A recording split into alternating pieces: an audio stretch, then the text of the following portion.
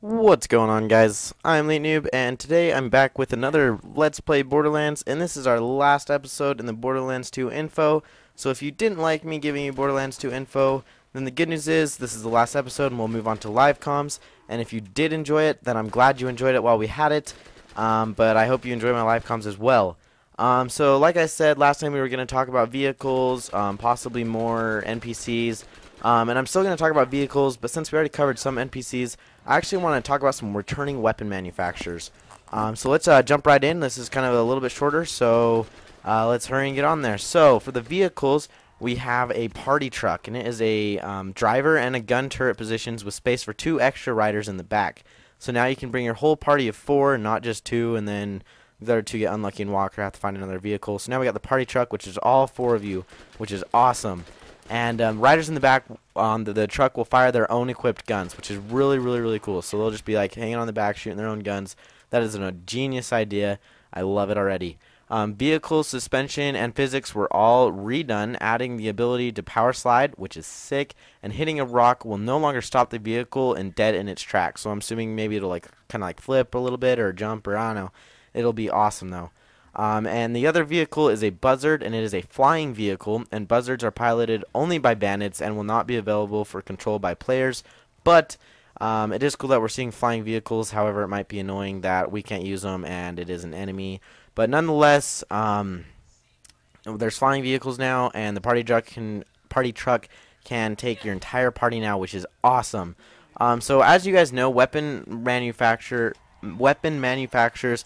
contributed a lot into how the gun reacted, how it fired, what pros and cons it had, the mechanics to it, if it was good or not, all that.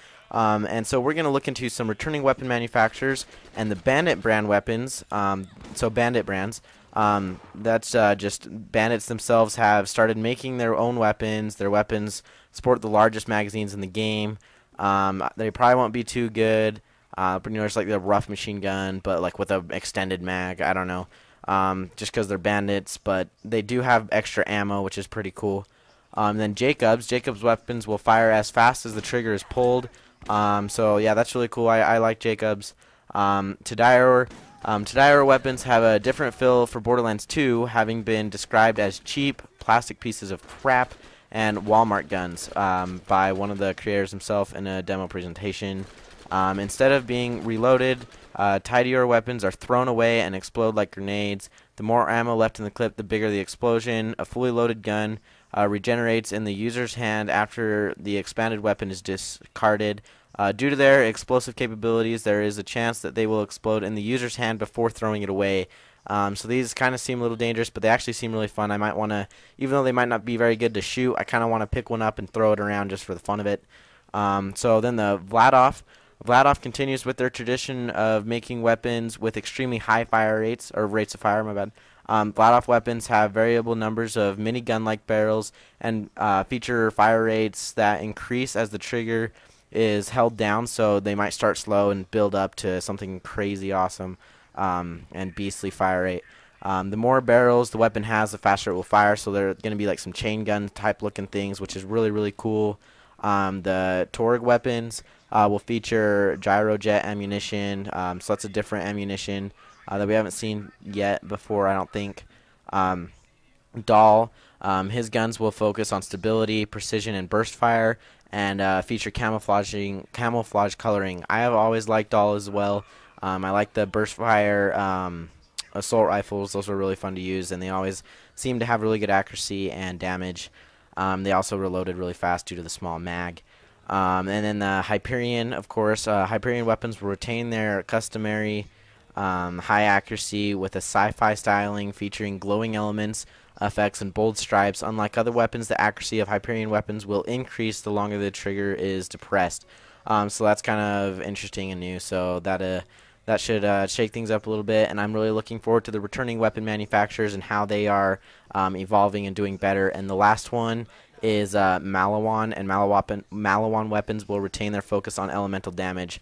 So not too much different on Malawan, but the rest seem like they're getting like kind of upgrades, which is pretty cool.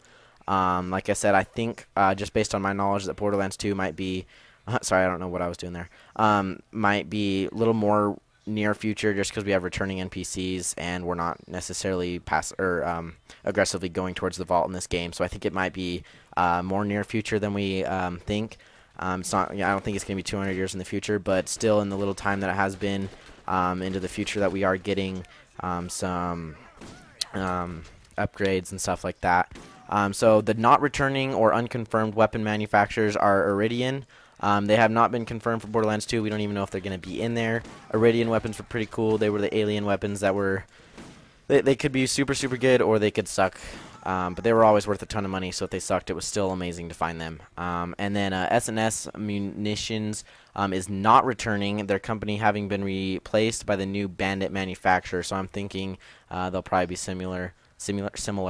Atlas will not be returning in Borderlands 2. The company was pulled out of business when the Vault Hunters defeated General Knox and the Crimson Lance invasion force during the Secret Army of General Knox storyline. So those 4 are either not confirmed or removed. Oh no, just kidding. Those 3. So Iridian are not confirmed, and the others 2 are not returning. So that's it for the weapons and vehicles. Some of the locations we'll see are Caustic Caverns, an area with thick, sometimes hostile flora and natural bridges spanning corrosive pools of acid, so something to look out for. I have seen some of those areas, and they look really, really cool, and they look like there's some cool things to fight in Caustic Caverns. Wildlife explorations preserves a nuclear ravaged area populated with aggressive fauna and Hyperion robots, so that'll be something to look forward to. Creature Slaughter Dome, GameStop pre-order bonus, and Underdome style arena that pits players against the toughest monsters in Pandora, including Moxie's rocket launcher as an added bonus. Experience and gear gained in this arena will transfer over to the main game. So it's kind of like like I said, the Underdome style, where if you guys had the expansion, you just get waves and waves thrown at you, and that experience will actually transfer over. So I hope you guys enjoyed that information I got for you guys, and next time we will start with some live play or live comm, and hopefully we can rush to the Nine Toes and hopefully fight him. If not, that'll be episode like 4 or 5. I forgot where we're on. Episode 5 or 6. I don't know. But anyways, I will see you guys next time. And next time it will be a live comm. And if you guys want to see more Borderlands 2 info, let me know, and I can for sure do it. We've got tons of stuff we haven't covered. Peace.